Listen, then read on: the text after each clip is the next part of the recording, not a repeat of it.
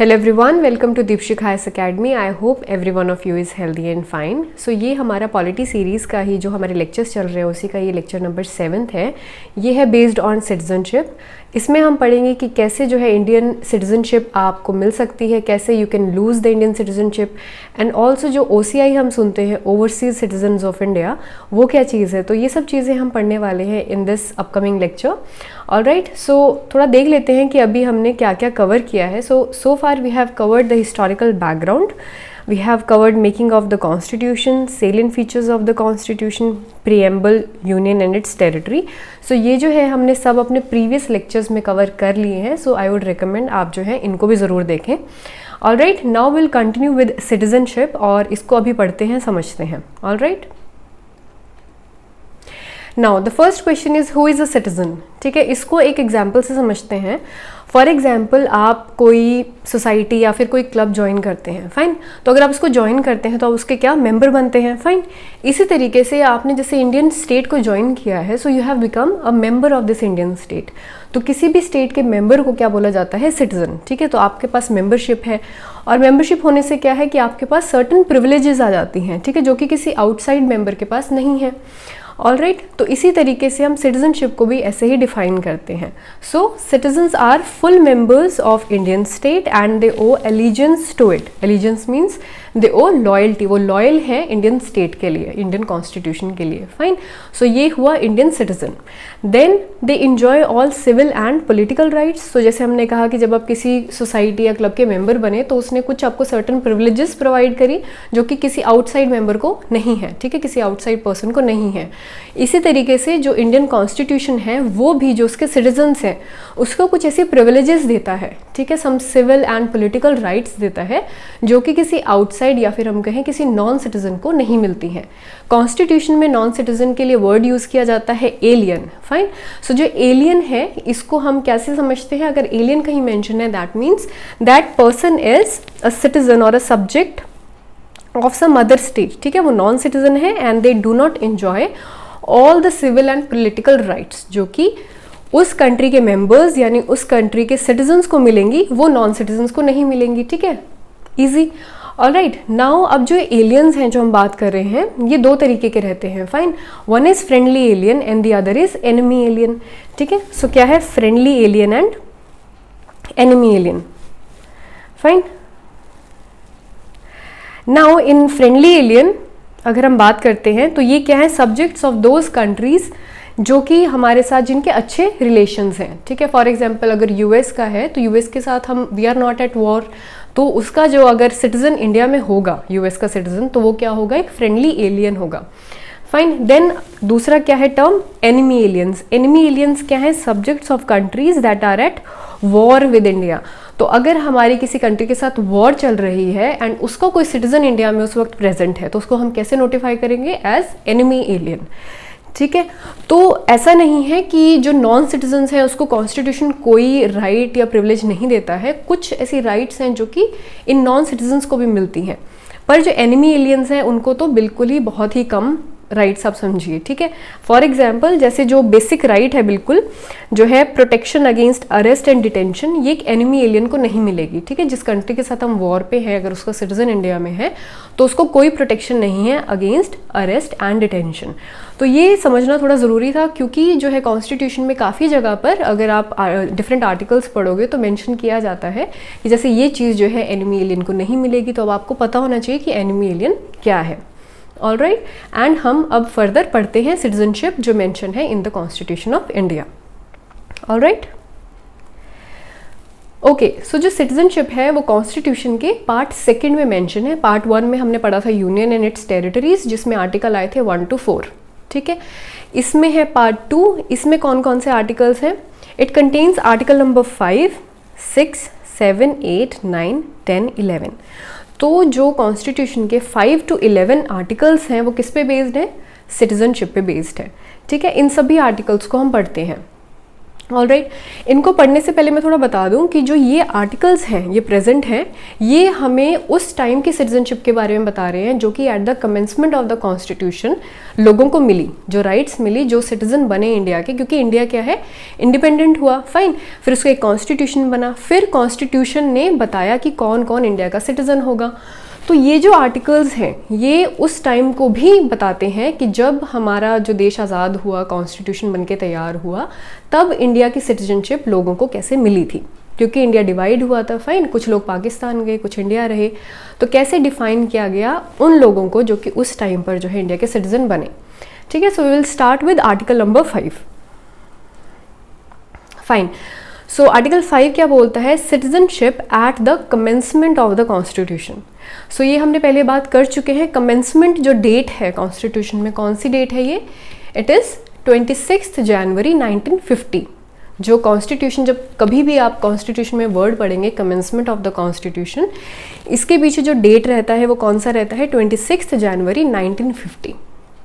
ठीक है, नाउ उस टाइम जब कमेंसमेंट हुआ कॉन्स्टिट्यूशन का, तो कौन कौन सिटीजन बने थे ये उसको बताता है आर्टिकल नंबर 5।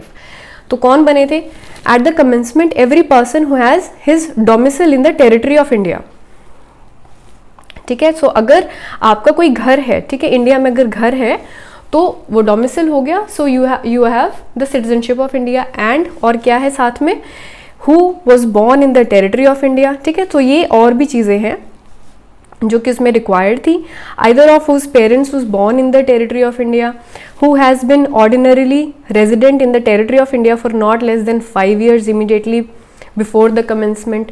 तो ये कुछ उस टाइम पर, मतलब जब कॉन्स्टिट्यूशन बनके तैयार हुआ उस टाइम पर जो लोग थे उनको कैसे सिटीजन बनाया गया, ये वो प्रोविजंस है। ये इतने ज़्यादा इंपॉर्टेंट नहीं है, बिकॉज हमारे लिए जो अब प्रेजेंटली कैसे इंडिया का सिटीजन बना जाए तो वो जानना ज़्यादा ज़रूरी है। ठीक है, तो इसको जस्ट आपको एक पता होना चाहिए कि आर्टिकल 5 बताता क्या है, नहीं तो फिर ये बिल्कुल ऐसा रहता है, गैप रहता है कि ऐसा आर्टिकल 5 में क्या था, कभी पढ़ा ही नहीं। फाइन, ये इतना इंपॉर्टेंट नहीं है, but you need to know this. ठीक है, तो ये किसको सिटीजनशिप दी, at the commencement of the constitution, उस टाइम पर लोगों को सिटीजनशिप कैसे मिला। ठीक है, then is article number 6। Now 6 है rights of citizenship of certain persons who have migrated to India from Pakistan। अब पाकिस्तान से मैंने कहा कि जैसे पार्टीशन हुआ था, ठीक है, तो वहाँ से भी कुछ लोग इंडिया में आए, तो उनको कैसे सिटीजन बनाया गया, तो उनके लिए भी कुछ कंडीशंस थी, उन कंडीशंस को अगर उन्होंने फुलफिल किया तो वो सिटीजन ऑफ इंडिया बन गए थे जो उस टाइम माइग्रेट करके आए थे। ठीक है, सो इसमें क्या कंडीशंस थी, ही और आइदर ऑफ हिज पेरेंट्स और grandparents born in India as defined in the Government of India Act of 1935। जैसे गवर्नमेंट ऑफ इंडिया एक्ट 1935 ने जैसे मेंशन किया था सिटीजनशिप को, तो उसके बेसिस पे जो लोग थे बॉर्न इन इंडिया थे उनको इंक्लूड किया गया। The people they migrated before 19 July 1948 and resident in India since the date of their migration. तो एक डेट रख दी गई थी माइग्रेशन के लिए कि आप पाकिस्तान से इंडिया आए, तो अगर आप बिफोर 19 जुलाई 1948 आ जाते हैं तो आप इस तरीके से इंडियन सिटीजन बनेंगे। अगर आप उसके बाद आते हैं, एक और प्रोविजन थी that migrated on और आफ्टर 19 जुलाई 1948, तो उनको अलग तरीके से जो है सिटीजनशिप दी गई कि उसके लिए कुछ प्रोविजंस थी कि आपको एटलीस्ट जो है इंडिया में 6 months रहना है, ठीक है, before applying for citizenship of India. तो ये सब किसके लिए था, तो आर्टिकल 6 किसके लिए है, the people who have migrated from Pakistan to India. ठीक है, सो आर्टिकल 5 हो गया, आर्टिकल 6 हो गया, ये सब क्या बता रहे हैं, वो पास्ट में सिटीजनशिप कैसे मिली होगी। ठीक है, next is article number 7। Now rights of citizenship of certain migrants to Pakistan. अब कुछ लोग थे जो इंडिया से पाकिस्तान गए, अब वो तो सिटीजन नहीं रहेंगे ना, तो उसके लिए भी एक डेट डिफाइन कर दी गई थी, 1 मार्च 1947। ठीक है, इसके बाद जो है जो माइग्रेट करके चले गए, not to be deemed to be citizen of India. तो जो लोग माइग्रेट करके पाकिस्तान चले गए उनकी सिटीजनशिप गई। फाइन, अब इसमें कुछ ऐसे अनडिसाइसिव लोग भी थे जो कि पाकिस्तान गए, नहीं अच्छा लगा, तो वो क्या हुआ, वापस भी आए थे। ठीक, तो जो लोग वापस आए तो उनको कैसे, किस प्रोविजन में डील किया गया, जो हमने अभी आर्टिकल 6 पढ़ा है ना, कि उनको ट्रीट किया जाएगा that they have migrated to India. Alright, तो ये सब चीज़ें भी हैं। तो आर्टिकल 7 किसके बारे में बता रहा है, जो लोग इंडिया से पाकिस्तान माइग्रेट करके चले गए थे, तो ये भी उस पास्ट के सिटीजनशिप को बता रहा है। ठीक, सो 5, 6, 7 ऑल प्रीवियस, कि उस टाइम पर कैसे लोग सिटीजन बने। ठीक है। Then article number 8, rights of citizenship of certain person of Indian origin residing outside. ठीक है। सो जो उस टाइम पर भी हमारे पास क्या थे, कुछ लोग थे, कमेंसमेंट ऑफ द कॉन्स्टिट्यूशन के बारे में बात कर रहे हैं, तो उस टाइम भी कुछ लोग थे जो कि इंडिया से बाहर रह रहे थे, ठीक है, पर उनको भी इंडिया का सिटीजन बनना था, तो उनके लिए क्या प्रोविजंस थी, ठीक। सो दे हैड प्रोविजंस लाइक कि उनके ग्रैंड पेरेंट्स कोई उनका जो बॉर्न इन इंडिया होना चाहिए, ठीक है, and they are residing, they should be registered as citizen at the diplomatic और काउंसलर, जो हमारी रिप्रेजेंटेशन होती है फॉरेन कंट्रीज़ में, जो डिप्लोमेटिक हमारी एम्बेसीज होती हैं, वहाँ पर उन्होंने क्या रजिस्टर किया होना चाहिए उस टाइम पर, बिफोर और after the commencement of the constitution. तो ये किसके लिए हुआ आर्टिकल 8, कि उसी टाइम जब हमारा कॉन्स्टिट्यूशन बन के तैयार हुआ, कोई अगर बाहर रह रहा है, वो सिटीजन इंडिया का बनना चाहता था, तो वो कैसे बने, ठीक है, ये कौन बताता है, article number 8। Fine.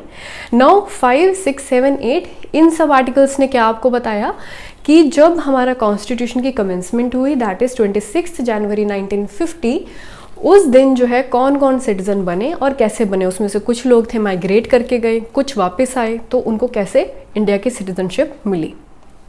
All right, now will talk about the next article, that is article number 9। ये इंपॉर्टेंट है, ठीक है। Persons voluntarily acquiring citizenship of foreign state not to be citizens. यहाँ से हमें पता चलता है कि जो इंडिया का कॉन्स्टिट्यूशन है वो क्या प्रोवाइड करता है, सिंगल सिटीजनशिप। इसका क्या मतलब है कि अगर आप किसी और कंट्री की सिटीजनशिप ले लेते हैं तो आपकी जो है इंडियन सिटीजनशिप चली जाएगी, ठीक है। No person shall be citizen of India by virtue of article 5, 6 और 8, जैसे हमने अभी तो यही आर्टिकल्स पढ़े हैं, ठीक है। तो इफ़ मतलब उनको इन आर्टिकल्स के अंडर सिटीजन नहीं बनाया जाएगा अगर उन्होंने एक्वायर कर ली citizenship of any foreign state. तो जैसे ही आप किसी और कंट्री की सिटीजनशिप ले लोगे तो आप क्या है, इंडियन सिटीजन नहीं बन सकते हो। फाइन। सो आपका ऑटोमेटिकली जो है इंडियन सिटीजनशिप चली भी जाएगी। सो ये क्या बताता है, आर्टिकल 9 किस बारे में बताता है, दैट वी ओनली जो है जो कॉन्स्टिट्यूशन है वो सिर्फ सिंगल सिटीजनशिप ही मानता है। All right, now article number 10, continuance of the rights of citizenship. It says every person who is deemed to be citizen of India under any of the foregoing provisions, जो हमने अभी ऊपर provisions पढ़ी हैं, shall subject to the provisions of any law that may be made by parliament continue to be such a citizen। मतलब ये क्या है कि subject to the provisions, अगर पार्लियामेंट कुछ अलग बना दे वो डिफरेंट है, वो अलग चीज़ है, अगर कुछ वो पार्लियामेंट चेंज करना चाहे, बट जो हमने पहले प्रोविजंस मिली अगर उससे कोई सिटीजन बना है तो उसकी सिटीजनशिप जो है कंटिन्यू रहेगी, ठीक है। ये आर्टिकल 10 छोटा सा ऐसा बता देता है कि आपकी जो सिटीजनशिप है वो कंटिन्यू रहने वाली है, ठीक है। Next is article number 11। ये है parliament to regulate the rights of citizenship by law. ये सबसे इम्पॉर्टेंट आर्टिकल है। ये क्या करता है, जैसे हमने और भी आर्टिकल्स पढ़े थे जिसमें हमने देखा कि बहुत सारे डिफरेंट आर्टिकल्स जो है गवर्नमेंट को, पार्लियामेंट को जो है पावर प्रोवाइड करते हैं, इसी तरीके का एक आर्टिकल है आर्टिकल नंबर 11। ये क्या है, सिटीजनशिप कैसे हो, किस तरीके से किसी को सिटीजन बनाना है, किस तरीके से उसकी सिटीजनशिप हम ले भी सकते हैं, डिप्राइव भी कर सकते हैं उसको। तो ये सब जो चीज़ें हैं इसकी पावर किसने दी है, article number 11 of the constitution of India, ठीक है। अगर आपको कोई बोले कि जो इंडियन गवर्नमेंट है, जो इंडियन पार्लियामेंट है, तो उसने जो है पार्लियामेंट ने एक लॉ बना दिया सिटीजनशिप के ऊपर और अब so and so people are not citizens of India, अगर ऐसा कोई लॉ पार्लियामेंट बना दे, ठीक है, जो कि अभी हाल ही में हमने सुना भी था, कंट्रोवर्सी भी हुई है पहले, तो ये सब चीज़ें करने की पावर उसको कौन दे रहा है, तो पार्लियामेंट बोल सकती है that we have this power through the article 11 of the constitution of India, ठीक। तो क्या बोलता है, nothing in the foregoing provisions of this part shall derogate from the power of parliament to make any provision with respect to the acquisition and termination of citizenship and all other matters. तो पूरी की पूरी part जो है parliament के हाथ में है कि वो जिस तरीके से भी सिटीजनशिप किसी को देना चाहे, किसी को डिप्राइव करना चाहे, वो फुल पावर उसके पास है, ठीक है, irrespective of all the forgoing जो हमने अभी प्रीवियस प्रोविजंस पढ़ी, इरिस्पेक्टिव ऑफ दैट, ठीक है। सो ये हमने सारे आर्टिकल्स पढ़ लिए कि 5 to 11 जो आर्टिकल्स हैं वो क्या बताते हैं सिटीजनशिप के बारे में। ऑलराइट, तो क्या बताया है, सो आर्टिकल जो 5 to 11 है, only identify person who became citizen of India at its commencement. हमने ये भी देख लिया कि जो भी ये आर्टिकल जैसे 5 ने बताया, आर्टिकल 6 ने बताया, तो इन्होंने किसको सिटीज़न बनाया है और ये किस सिटीजनशिप की बात कर रहे हैं, ये उस टाइम की बात कर रहे हैं कि जब हम आज़ाद हुए थे और जब इंडिया की जो कमेंसमेंट हुई थी कॉन्स्टिट्यूशन की, यानी रिपब्लिक डे 26 जनवरी 1950 को जो है किस तरीके से कोई सिटीज़न बना या नहीं बना, ये उससे डील करते हैं। ठीक है, तो फिर जो आज की जो प्रेजेंट प्रोविजन है कि किस तरीके से जो है सिटीजनशिप इंडिया की ली जाए, ये कौन बताता है? सिटीजनशिप एक्ट ऑफ 1955 जो कि पार्लियामेंट ने बनाया है। ठीक है, सो ये इंपॉर्टेंट है हमारे लिए और इसको हम अच्छे से डिटेल में समझेंगे कि कैसे जो है अब डिफाइन होती है citizenship of India. Alright, so let us start. So जो सिटीजनशिप एक्ट ऑफ 1955 है, it talks about, it provides acquisition and loss of citizenship after the commencement of the constitution. ठीक है, सो कमेंसमेंट यानी 26 जनवरी 1950 के बाद कैसे किसी को सिटीज़न कोई बनेगा, कैसे वो नहीं बनेगा, ये सब कौन बताता है? हमारा ये एक्ट ऑफ 1955। ठीक है, तो एक्विजिशन यानी एक्वायर, अगर आपको सिटीज़न बनना है इंडिया का, तो आप किस तरीके से सिटीज़न बन सकते हैं, इससे आपको अपना भी सिटीजनशिप पता चलेगा कि अगर आप अपने आप को बोलते हैं that you are a citizen of India, तो आप कैसे बने। ठीक है, तो इन्हीं प्रोविजंस के थ्रू आप भी सिटीज़न हैं इंडिया के। सो एक्वायर करने का तरीका क्या है? Bye birth, by decent, bye registration, bye naturalisation and bye incorporation of territory. तो ये 5 वेज हैं जिससे कि जो है आप इंडियन सिटीजन अब बन सकते हैं। ठीक है, सो let us start with the first one, that is acquisition of citizenship by birth. तो बाय बर्थ किसको इंक्लूड किया जाएगा? ठीक है, सो इसमें कुछ चीज़ें हैं जो हमें जाननी है, जैसे कुछ डेट्स मेंशन है। अगर आप इतने से इतने पे बॉर्न हुए हैं, इफ़ यू आर, अगर आपकी बर्थ डेट जो है इनके बीच में है तो आप इस तरीके से सिटीज़न बने, अगर आप इसके बीच में है तो ऐसे सिटीज़न बने। फाइन, सो इसको थोड़ा सा देख लेते हैं। जैसे 26 जनवरी 1950 कमेंसमेंट के बाद ही बता रहे हैं ना ये, तो 26 जनवरी 1950 से अगर if somebody is born before 1 जुलाई 1987, ठीक है, सो 26 जनवरी से 1 जुलाई 1987 से पहले अगर कोई इंडिया में पैदा होता है, that person is a citizen of India by birth. उसको क्या बोला जाएगा? ये बाय बर्थ सिटीजन है, irrespective of the nationality of his parents. तो क्या मतलब है कि आपके जो पेरेंट्स हैं, ज़रूरी नहीं है वो इंडियन नेशनल्स हो, इंडियन सिटीजन हो, ये ज़रूरी नहीं है। तो अगर आप इतने से इतने टाइम पीरियड में पैदा हुए हैं और अगर आपके जो पेरेंट्स हैं वो सिटीज़न नहीं भी थे, तब भी आपको बाय बर्थ इंडियन सिटीजनशिप मिल गई। ठीक है, तो अगर आपका फॉर एग्जांपल बर्थ डेट जो है 1987, 1 जुलाई 1987 से पहले है, ठीक है, जैसे आपके पेरेंट्स की भी आप सोच सकते हैं, तो उनका जो बर्थ डेट है वो बाय बर्थ सिटीजन है and irrespective of the nationality. तो उस टाइम ये मैटर नहीं करता था कि आपका जो फादर है वो इंडियन है या नहीं है, आपकी मदर इंडियन है या नहीं है, तो ये उस टाइम तक था। ठीक है, फिर ये चेंज हुआ ऑन एंड आफ्टर। तो अब if somebody is born on 1 जुलाई 1987 या उसके बाद में, उनके लिए थोड़ा डिफरेंट है। ठीक है, now born in India after July 1, 1987 is a citizen of India by birth only if either of his parents is a citizen of India at the time of his birth. अब क्या हो गया? अब एक condition आ गई है। तो जो पहले लोग पैदा हुए बाय बर्थ सिटीजन बने, उनके लिए कंडीशन नहीं थी, बट जो 1 जुलाई 1987 को या फिर उसके बाद पैदा होते हैं, उनके लिए एक कंडीशन आ गई। कंडीशन क्या थी कि एक यानी आइदर ऑफ हिज पेरेंट की कोई एक पेरेंट जो है सिटीजन ऑफ इंडिया होना चाहिए। ऑलराइट, तो ये हो गया उन लोगों के लिए। ठीक है, फिर इसमें दोबारा चेंजेस आते हैं। ठीक, अब जो दोबारा चेंजेस आते हैं, इनके बहुत सारे रीजंस रहे हैं कि क्यों इसको चेंज किया गया, क्योंकि इलीगल माइग्रेशन होती है इंडिया में। ठीक है, जैसे बांग्लादेश से लोग आते थे, तो उस टाइम नेशनैलिटी अगर नहीं है तो वो सिंपली सिटीजन बन जाते थे उनके, जो अगर if their kids were born in India. तो इस वजह से जो है, अगर हम देखेंगे तो ओवर द ईयर्स ये चीज़ें चेंज होती रही, मॉडिफाई होती रही, ताकि जो इलीगल माइग्रेंट्स उस टाइम आते थे उनके बच्चों को जो है सिटीजनशिप ऑफ इंडिया ऐसे ही ना मिले। ठीक है, सो ये उस टाइम की बात है ना। उसके बाद दोबारा चेंज हुआ ऑन और आफ्टर 3 दिसंबर 2004। अब जो इस कैटेगरी में है, तो आप अगर 1 जुलाई 1987 से कब तक चलेगा ये? 3 दिसंबर 2004 तक। ठीक है, तो if you are born on 3 December 2004 या उसके बाद में, तो ये अभी प्रेजेंट कंडीशन है। ठीक है, अभी दोबारा चेंज नहीं हुआ है ना।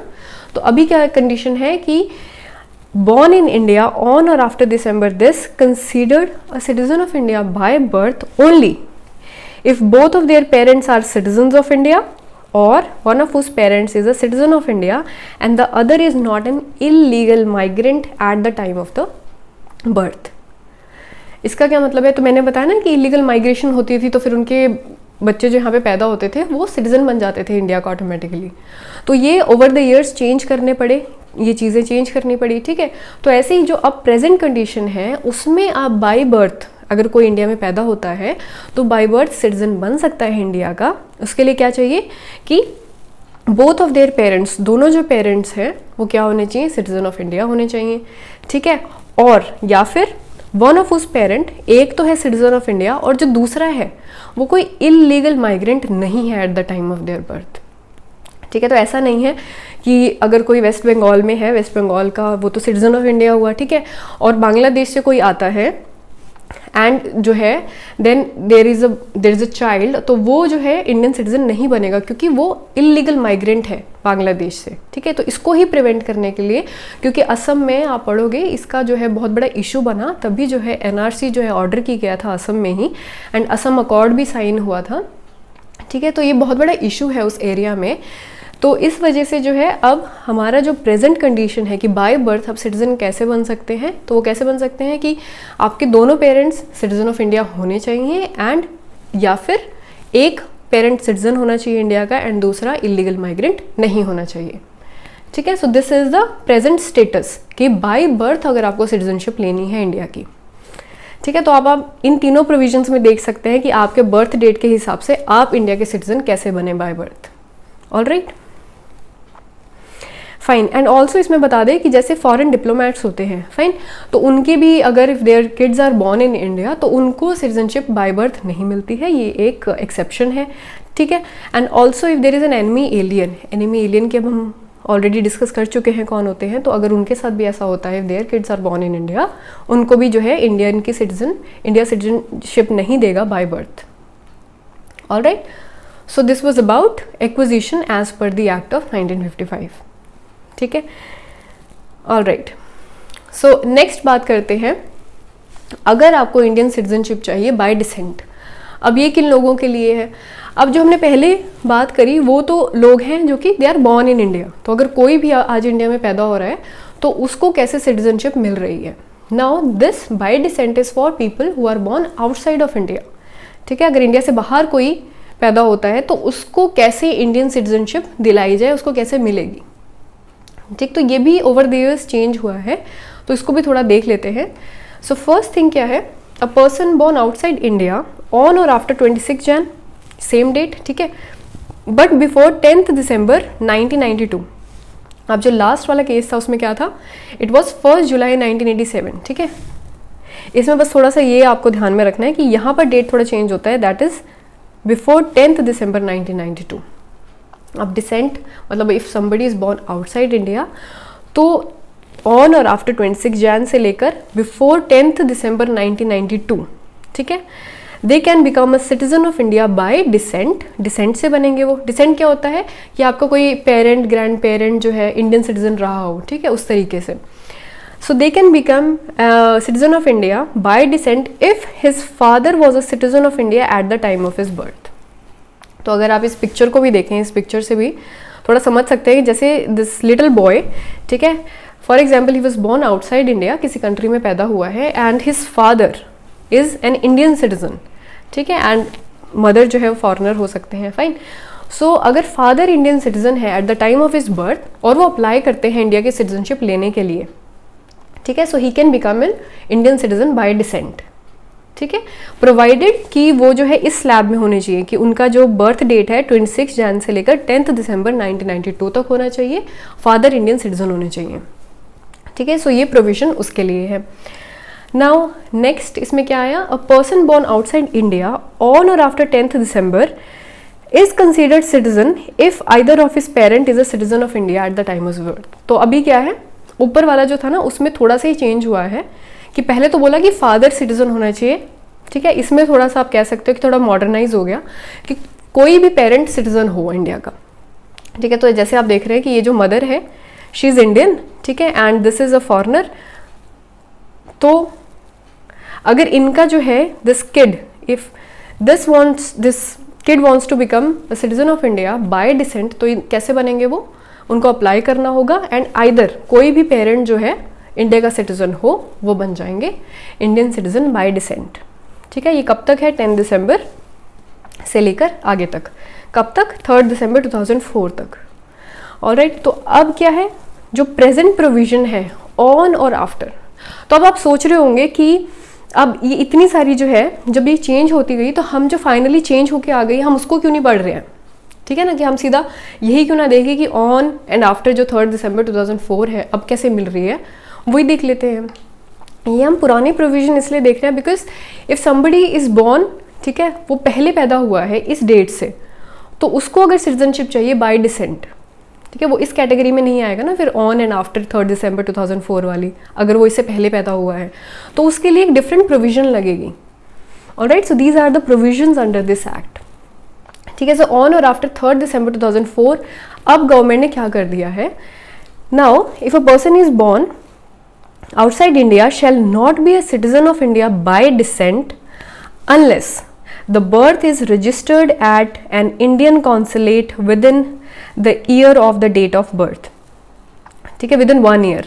तो इसमें क्या है कि अब जो है अगर if there is a person born outside India और वो इंडियन सिटीजनशिप चाहते हैं बाय डिसेंट, वो तब तक सिटीजन नहीं बनेंगे अगर with in 1 year of their birth उनको रजिस्टर ना करवाया जाए कॉन्सुलेट, जो एम्बेसीज है बाहर, उसमें जाकर अगर आप रजिस्ट्रेशन नहीं कराते हैं कि हमें अपने बेटे को या बेटी को सिटीजन ऑफ इंडिया बनाना है बाय डिसेंट, अगर आप ऐसा नहीं करते हैं तो आप सिटीजन नहीं बन सकते, ठीक है। तो अब रजिस्ट्रेशन इंपॉर्टेंट कर दिया है कि अगर बनना है तो रजिस्टर कराइए, ठीक है। नाउ अगर ऐसा नहीं करते हैं, फॉर एग्जांपल 1 साल के अंदर उसको नहीं रजिस्टर कराया, तो सेंट्रल गवर्नमेंट को आप एप्लीकेशन दीजिए एंड वो जैसा सोचेंगे, जैसा उनको ठीक लगेगा उस हिसाब से दे विल एड यू, ठीक है, जैसे वो प्रोवाइड करना चाहें सिटीजनशिप बाय डिसेंट। तो bye descent is for a person born outside India, ठीक है, जिसके पेरेंट्स सिटीजन है इंडिया के, वो कैसे आज जो है बाय डिसेंट सिटीजनशिप इंडिया कैसे ले। Alright, so this was about that, ठीक है। सो जो अब है, अब प्रेजेंट क्या है कि आपको रजिस्टर कराना होगा 1 साल के अंदर, fine, from the birth of that child, fine. So जो थर्ड वे है सिटीजनशिप लेने का वो है बाय रजिस्ट्रेशन, ठीक है। सो अभी हमने समझ लिया कि बाय बर्थ तो हम हैं कि जैसे हम we are born in India तो उस हिसाब से हम सिटीजन बने। सेकंड क्या थे, bye decent, born outside India, parents citizen थे इंडिया के, वो कैसे बने। नाउ बाय रजिस्ट्रेशन, ना रजिस्ट्रेशन क्या है कि जो सिटीजन है ही नहीं इंडिया के, ठीक है, तो उन्होंने ऑलरेडी किसी और कंट्री की सिटीजनशिप ले रखी है, बट अब जो है वो इंडिया के सिटीजन बनना चाहते हैं, तो वो कैसे अप्लाई करें। तो ये प्रोविजन जो है ये उनके लिए है, रजिस्ट्रेशन करें आप अपनी, ठीक है। सो किन के लिए, the person of Indian origin, ठीक है। अब इंडियन ओरिजिन के पर्सन को हम कैसे डिफाइन करते हैं, ये भी वही है कि कोई एंसेस्ट्री हो, कोई एंसेस्टर हो, पेरेंट हो, ग्रैंड पेरेंट हो, इंडिया में हो वो, ठीक है, बॉर्न इन इंडिया हो, तो उस तरीके से हम उसको PIO बोलते हैं, person of Indian origin. So who is a PIO? PIO is someone if he और either of his parents was born in undivided India or in such other territory which became part of India after August 15, 1947।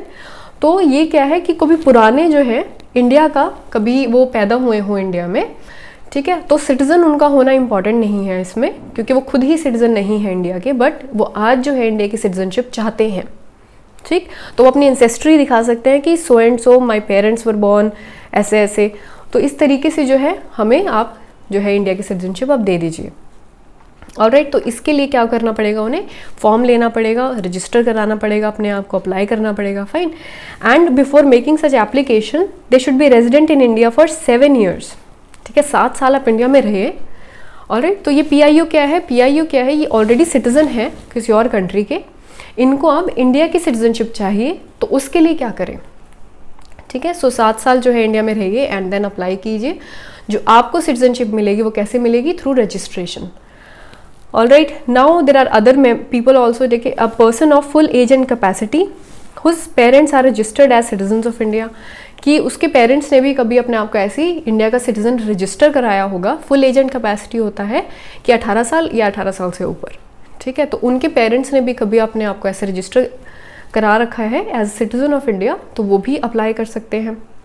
Then a person of full age capacity who either of his parents was earlier citizen of independent India and is ordinarily resident for 12 months. तो ऐसा भी हो सकता है कि आप कभी citizen रहे हो इंडिया के, ठीक है, फिर आपने वो एक तरीके से अपनी सिटीजनशिप छोड़ दी हो और अब आप दोबारा सिटीजन बनना चाहते हैं, तो वो लोग भी अप्लाई कर सकते हैं। A person of full age and capacity मतलब 18 and 18+ have been registered as OCI card holder for 5 years। ये OCI के बारे में जो मैंने बात करी, ओवरसीज सिटीजन ऑफ इंडिया, तो अगर आप ये कार्ड एक कार्ड बन के तैयार होता है, फाइन, इसके बारे में हम अभी आने वाले अपकमिंग स्लाइड्स में पढ़ेंगे, ठीक है। तो ये भी अगर आप हो 5 साल से अगर आपके पास ये कार्ड है और आप 12 मंथ्स जो है इंडिया में रह रहे हो, तो आप बाय रजिस्ट्रेशन कह सकते हो कि मुझे इंडिया की प्रॉपर फुल सिटीजनशिप बननी है, मुझे पूरा सिटीजन बनना है इंडिया का, ठीक है। तो ये भी आप बन सकते हो, तो थ्रू रजिस्ट्रेशन हो जाएगा। देन अगर कोई माइनर चाइल्ड है, ठीक है, वो भी जो है जैसे पेरेंट्स ने रजिस्टर कराया वो भी रजिस्टर करना चाहे वो भी हो सकता है। A person who is married to a citizen of India, ठीक है, अगर कोई आउटसाइडर है, कोई फॉरेन नेशनल है जिसने कि इंडियन सिटीजन को मैरी किया है, इंडिया में रह रहे हैं वो, एंड उसको अब इंडियन सिटीजनशिप चाहिए, तो वो कैसे मिलेगी? वो भी रजिस्ट्रेशन के थ्रू ही मिलेगी, ठीक है। Is ordinary resident in India for 7 years, पर 7 साल आपको इंडिया में रहना है ऐसी एप्लीकेशन करने से पहले। ऑलराइट, तो ये सब प्रोविजंस किसके लिए हैं? ये फॉरेन नेशनल्स के लिए है एक तरीके से, कि जो अभी सिटीजन किसी और कंट्री के हैं पर उनका किसी ना किसी तरीके से इंडिया के साथ कोई रिलेशन है, वो पर्सन ऑफ इंडियन ओरिजिन है, ठीक है, उनके कोई एंसेस्टर बॉर्न इन इंडिया थे, या फिर वो OCI कार्ड होल्डर है, या फिर if they have married some Indian citizen, तो इस तरीके से थ्रू रजिस्ट्रेशन वो भी इंडिया की सिटीजनशिप ले सकते हैं। ऑलराइट, सो ये बात होगी रजिस्ट्रेशन की, ठीक है। So we have studied the 3 ways, by birth, by descent and by registration. अब जो 4th तरीका है वो है बाय नेचुरलाइजेशन, ठीक है। नेचुरलाइजेशन क्या है? अब ये जो है, ये इंसान जो है, अभी हमने पहले जो पढ़ा वो क्या है, वो किसी तरीके से इंडिया से कनेक्टेड है, ठीक है, उसका कहीं ना कोई ओरिजिन है इंडिया के साथ में, उसका कोई पेरेंट, ठीक है, ग्रैंड पेरेंट, कोई एंसेस्ट्री है। बट बाय नेचुरलाइजेशन हम उनको देते हैं जो कि बिल्कुल फॉरेन कंट्री में ही पैदा हुए, उनको कोई इंडियन लैंग्वेज नहीं पता है, ठीक है। तो बिल्कुल जैसे यहाँ पे आपने देखा ना, ये जो कार्टून है, दिस इज़ प्रॉपरली बिल्कुल जो बाहर के जो नेशनल है ये उसके लिए है। कोई हम बोल सकते हैं जैसे कोई अंग्रेज़ है, ठीक है, सो अगर वो इंडिया का सिटीजन बनना चाहता है तो वो कैसे बने? तो कैसे बनेंगे कि that person has either resided in India or been in the service of government of India throughout a period of 12 months immediately before applying, ठीक है। वो अप्लाई करेगा थ्रू नेचुरलाइजेशन कि मुझे इंडिया का सिटीजन बनना है, उससे पहले वो 12 months इंडिया में रहे, ठीक है। या फिर वो है service of government of India, तो कोई किसी तरीके से गवर्नमेंट ऑफ इंडिया की सर्विस में इन्वॉल्व है। नाउ जो एग्रीगेट टाइम है कि कितना टाइम जो है उस नेशनल को, उस फॉरेन नेशनल को इंडिया में रहना पड़ेगा, जो एग्रीगेट अमाउंट ऑफ टाइम है दैट इज़ 11 years, ठीक है, नॉट लेस देन 11 years, कि 11 years से कम वो इंडिया में नहीं होना चाहिए, इससे ज़्यादा ही होना चाहिए, fine. Now should have adequate knowledge of language specified in the 8th schedule, ठीक। सो अब देखिए, जैसे मैंने बताया कि बिल्कुल फॉरेनर है और उसको कैसे इंडियन सिटीजनशिप हम दें, तो अगर उसको चाहिए तो उसको कोई लैंग्वेज भी आनी चाहिए 8th schedule में। अब 8th जो शेड्यूल है वो इंग्लिश नहीं है उसमें, ठीक है, सो इंडियन लैंग्वेज कोई आनी चाहिए। Then he is of good character, ठीक है, तो वो बन सकता है। Now in the event of certificate of naturalization, अगर हम उसको बना दें citizen of India through naturalization, he intends to reside in India and continue the service, ठीक है, जो उसकी सर्विस है गवर्नमेंट ऑफ इंडिया तो वो कंटिन्यू करे, ठीक है। However government of India may waive all of or any of above conditions for naturalisation in case. इसका क्या मतलब है कि जो गवर्नमेंट ऑफ इंडिया है, कुछ ऐसा अगर स्पेशल सर्कमस्टांस आ जाता है कि जो वो पर्सन है वो इतना इंपॉर्टेंट है इंडिया के लिए, ठीक है, तो जो गवर्नमेंट ऑफ इंडिया है वो वेव ऑफ कर सकती है कुछ कंडीशंस को। तो क्या है, अगर उसने डिस्टिंग्विश सर्विस जो है रेंडर किया है in the fields of science, alright, philosophy, art, literature, world peace, human progress, तो ये कुछ कंडीशंस हैं, इसके अंडर रख के गवर्नमेंट ऑफ इंडिया जो है उस पर्सन को through naturalisation citizen of India बना सकते हैं। इसका एग्जाम्पल है अदनान सामी, ठीक है, जो अदनान सामी हैं उनको इंडिया की सिटीजनशिप कैसे मिली है? Through naturalization. ठीक है, सो ये सब these are all the provisions to get Indian citizenship by naturalization. All right, so the fifth और द लास्ट वन क्या है कि कैसे एक्वायर करें आप Indian citizenship? It is by incorporation of territory.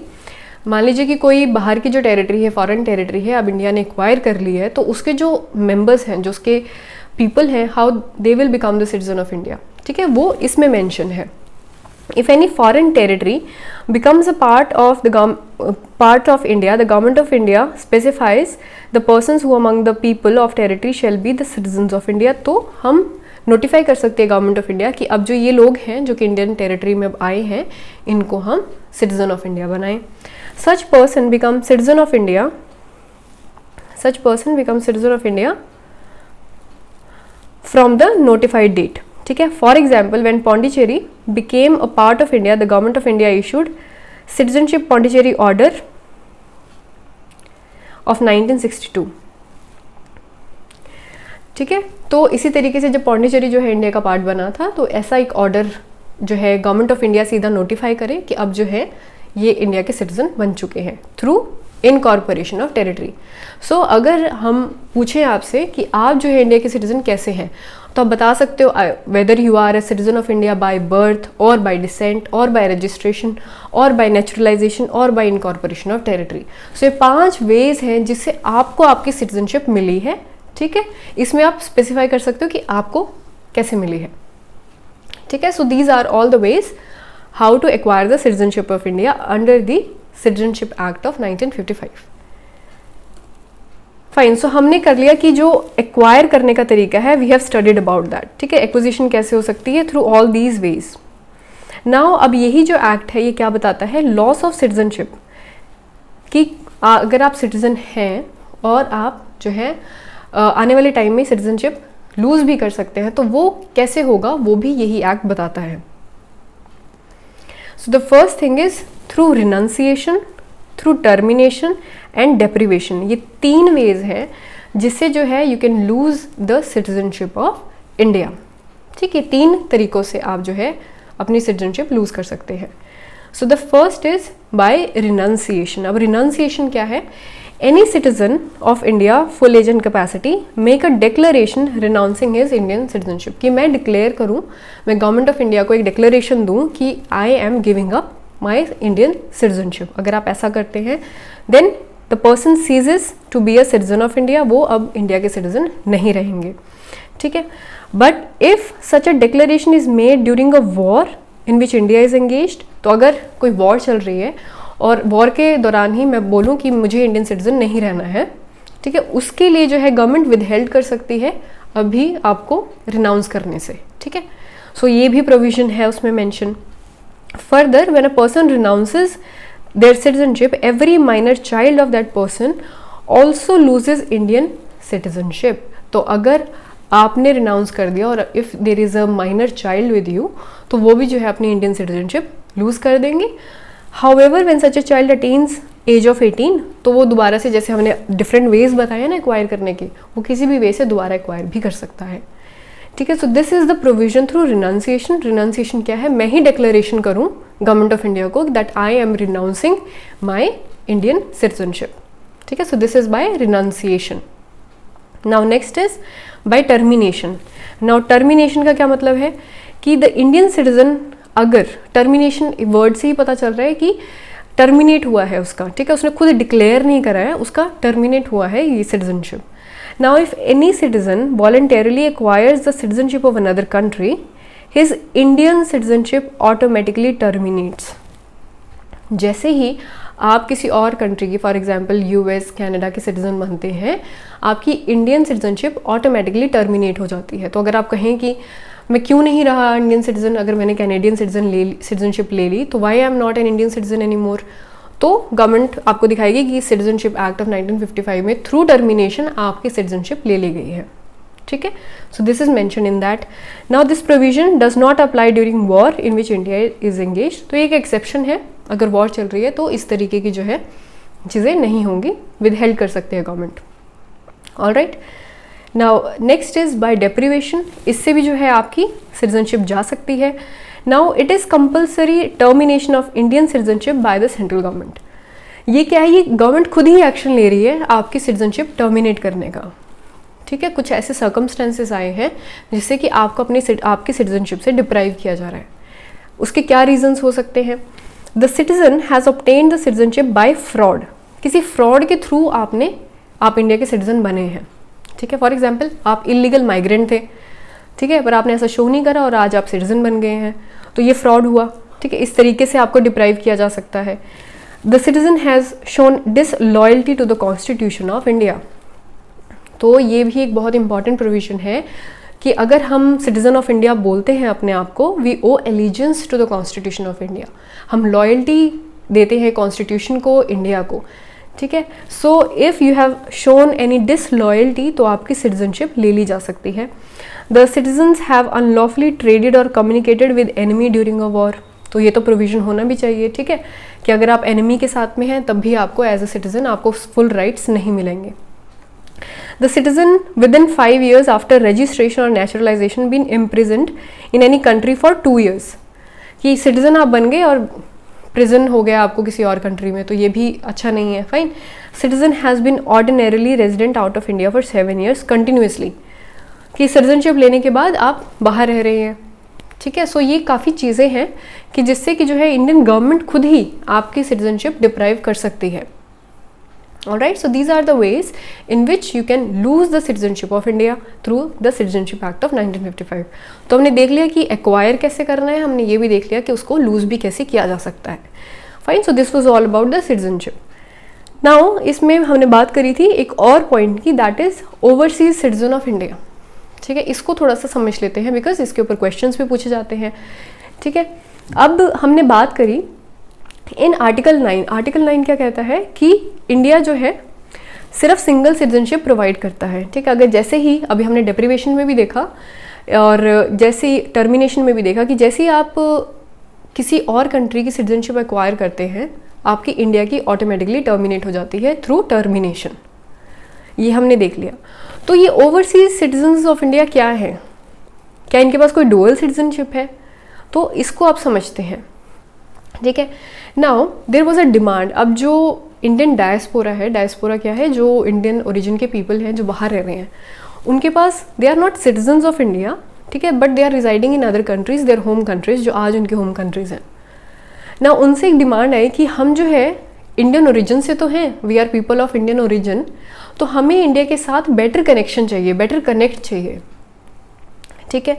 सो उसके ऊपर क्या होता है, जो गवर्नमेंट है फिर एक हाई लेवल कमेटी बिठाती है under the chairmanship of LM Singhvi, and उनको बोला जाता है कि आप कुछ ऐसे वेज लेके आए तो जो ये पीपल ऑफ इंडियन ओरिजिन है इनके साथ हम बेटर कनेक्ट कर पाएँ, हमारा बेटर रिलेशन हो।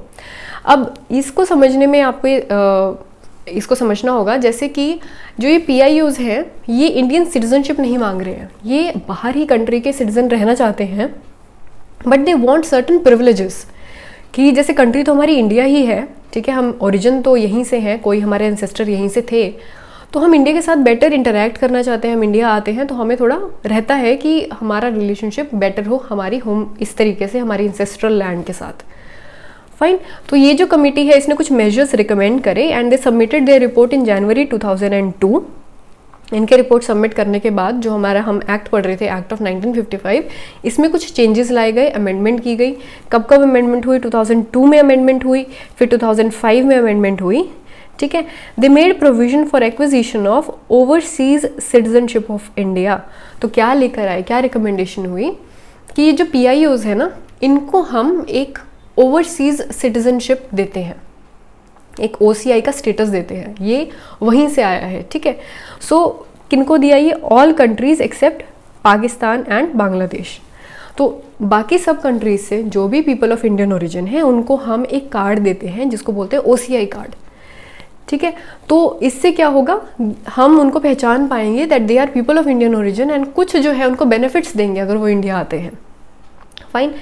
Now it must be noted that OCI is not actually a dual citizenship। तो ऐसा नहीं है कि उनको इंडिया का सिटीजन बना लिया, बस एक तरीके से उनको अलग कर दिया गया ऑफ, जैसे बहुत सारे नेशनल्स हैं, डिफरेंट डिफरेंट कंट्रीज़ के सिटीजन इंडिया को विजिट करते हैं, तो अगर ये PIOs जो पीपल ऑफ इंडियन ओरिजिन, अगर ये इंडिया को विजिट करते हैं तो कुछ इनको स्पेशल प्रेफरेंसेस दी जाए, ठीक है, तो वो उनके पास एक OCI स्टेटस दे दिया गया उनको। Alright, now because dual citizenship ये नहीं है क्योंकि आर्टिकल 9 जो है फॉरबिड करता है इसको। Now again in citizenship amendment act of 2015 उसमें कुछ जो है प्रोविजन, इसी OCI की प्रोविजन को मॉडिफाई किया गया। पहले जो है OCI को अलग से स्टेटस दिया जाता था, PIO को अलग से दिया जाता था, अब इसको मर्ज कर दिया गया है एंड इस स्कीम को बोला जाता है overseas citizen of India card holder. ठीक है, तो यहाँ पर आप जो ये OCI कार्ड की जो ये फोटो देख रहे हैं, fine, so this is the OCI card Republic of India ऐसे लिखा है एंड इस कलर का ये उनको कार्ड मिलता है, overseas citizen of India card. ठीक है, तो ये उनको प्रोवाइड किया गया कि आइए आप इंडिया में और ये शो कीजिए तो आपको कुछ बेनिफिट्स मिलेंगे। तो देखते हैं उनको क्या बेनिफिट्स मिलते हैं। Fine, so they have multipurpose multiple entry life long visa for visiting India. तो अब इंडिया आने के लिए, देखिए सिटीजन तो वो किसी और कंट्री के ही हैं, ठीक है, इंडिया के सिटीजन नहीं बने वो, पर ये कार्ड दिखाने की वजह से उनको क्या है, लाइफ लॉन्ग वीज़ा है कि अब आप OCI है तो अब आप कभी भी इंडिया में आ सकते हैं। ठीक है, लाइफ लॉन्ग वीज़ा है आपके पास, मल्टीपर्पज एंट्री ठीक है, तो आप बहुत बार जितनी बार आना चाहें आ सकते हैं। Exemption from registration with local police authority for any length of stay in India. जैसे बाहर से कोई भी आता है तो उनको रजिस्ट्रेशन कराना पड़ता है, फाइन, तो ये सब भी आपको करने की ज़रूरत नहीं है। Now parity with NRIs in respect of economic, financial, education, ठीक है, except in matters relating to acquisition of agriculture and plantation properties. मतलब NRIs जो है, नॉन रेजिडेंट इंडियंस जो होते हैं, ठीक है, उनके साथ कुछ पैरिटी दे दी गई इनको OCIs को, और बोला कि आपको जो है इकोनॉमिक, फाइनेंशियल, एजुकेशन फील्ड्स में, मतलब अगर जैसे उनके जो बच्चे हैं अगर उनके पास भी कार्ड है तो they can come to India, वो एजुकेशन ले सकते हैं इंडिया में। ठीक है, फाइनेंशियल अपॉर्चुनिटीज़ भी अगर कोई OCI कार्ड होल्डर इंडिया में चाहे वो भी उसको मिलेंगी। ऑलराइट, बट वो क्या नहीं कर सकते, they can not acquire agricultural and plantation properties, ये प्रॉपर्टीज़ उनको नहीं मिलेंगी। ठीक है, सो इस तरीके की कुछ जो हैं चीज़ें उनको प्रोवाइड की गई। And also some other benefits, जैसे कि फॉर एग्जांपल अगर वो कोई नेशनल पार्क विजिट करते हैं, ठीक है, तो हम वहाँ पे देखते हैं ना कि फॉरेन जो लोग होते हैं उनके लिए अलग फ़ीस होती है, जो डोमेस्टिक विजिटर्स होते हैं उनके लिए अलग फ़ीस होती है। तो इसी तरीके से अगर वो जाएँ और दिखाएँ कि हम OCI कार्ड होल्डर हैं तो उनके जो फेयर्स लगेंगे उसको प्लेस को विजिट करने के, वो वही लगेंगे जो कि एक डोमेस्टिक विजिटर को लगते हैं। तो इस तरीके के कुछ बेनिफिट्स हैं ताकि वो इंडिया में आसानी से आ जा सके। ठीक है, because they are of Indian origin, पर सिटीजन कहाँ के हैं, वो उसी कंट्री के जिससे वो आए हैं। ठीक है, they are not citizen of India. Alright, now these are the benefits of these OCI card holders overseas citizen of India. ये कोई डुअल सिटीजनशिप नहीं है, ठीक है, क्योंकि इंडिया डुअल सिटीजनशिप रिकॉग्नाइज नहीं करता है, आर्टिकल 9 में हमने वो पढ़ लिया। ऑलराइट, नाउ अब कुछ ऐसी चीज़ें हैं जो कि ये OCI कार्ड होल्डर नहीं कर सकते हैं, तो वो भी देख लेते हैं। Now he shall not be entitled to the right of equality of opportunity in matters of public employment. ठीक है, अब हम फंडामेंटल राइट्स में पढ़ेंगे that there is equality in terms of opportunity for employment. तो वो जो है ये क्लेम नहीं कर सकते कि हमें जो है इक्वल राइट दे।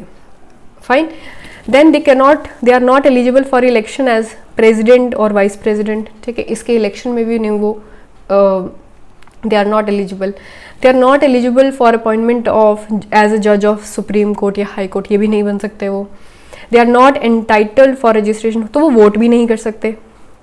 ठीक है, they are not eligible for being MP, MLA, ये सब कुछ नहीं बन सकते वो। And not be eligible for appointment in public services, post in connection with affairs of union, except for appointment in such service and post, जैसे कि जो भी सेंट्रल गवर्नमेंट उनको मे भी प्रोवाइड कर दे आने वाले टाइम में। ठीक है, तो वो चेंज कर सकती है कि वो इस स्कीम को कैसे चलाना चाहते हैं।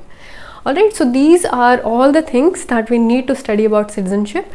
जो क्वेश्चंस हैं वो OCI भी आते हैं क्योंकि रिसेंटली जो है स्कीम चेंज हुई थी, जब OCI कार्ड होल्डर स्कीम बनी है 2015 में, तो उसमें हमने देखा कि कुछ बेनिफिट्स ऐड हुए। ठीक है, अब ये गवर्नमेंट के हाथ में है कि वो कितना तो बेनिफिट उनको प्रोवाइड करना चाहती है, कितना नहीं। पर OCI जो है इंडियन सिटीजन है या नहीं है, no, they are not Indian citizens. एक कार्ड है उनके पास, उनको कुछ इंडिया में बेनिफिट्स मिलते हैं for being people of Indian origin. Alright, so this was about citizenship. हमने सब समझा कि जैसे कॉन्स्टिट्यूशन है, आर्टिकल 5 to 11 जो है कुछ बता रहा है, तो 5 to 11 वो हमें प्रीवियस जो उस टाइम पर कमेंसमेंट ऑफ द कॉन्स्टिट्यूशन के टाइम पर जिसको जैसे सिटीजनशिप इंडिया की मिली उसके बारे में बताया। देन हमने क्या पढ़ा, एक्ट पढ़ा, ठीक है, एक्ट ऑफ 1955, उसने भी बताया कि कैसे आप एक्वायर करें, कैसे आप लूज़ भी कर सकते हैं सिटीजनशिप, वो भी बताया, ठीक है। और हमने OCI के बारे में पढ़ा। So thanks for watching and do subscribe to our channel. Thanks a lot.